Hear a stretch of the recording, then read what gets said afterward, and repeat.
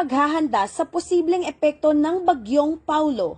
Tiniyak ng Isabela Police Provincial Office Provincial Headquarters Reactionary Standby Support Force ang kanilang kahandaan sa pamamagitan ng pag-inspeksyon ng mga kagamitan sa Search and Rescue and Retrieval nito lamang ika-2 ng Oktubre taong kasalukuyan.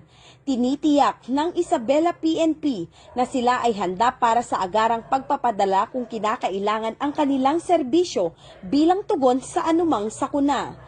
Ang Isabela Police Provincial Office, Provincial Headquarters ay nakatuon sa kaligtasan at kapakanan ng komunidad at nagsasagawa ng mga proactive measures bilang hakbang upang mapagaan ang mga potensyal na epekto ng sama ng panahon.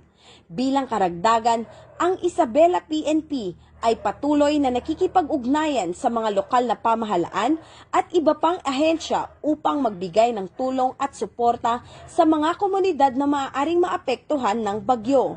Panawagan ng Isabela PNP sa publiko na manatiling kalmado, maging mapagmatsyag at sundin ang mga payo at abiso ng mga otoridad upang matiyak ang kaligtasan ng lahat. Mula dito sa Lambak ng Cagayan, ako ang inyong PNN correspondent, Patrolwoman Leni Lorenzo, alagad ng batas, tagataguyod ng Balitang Pulis.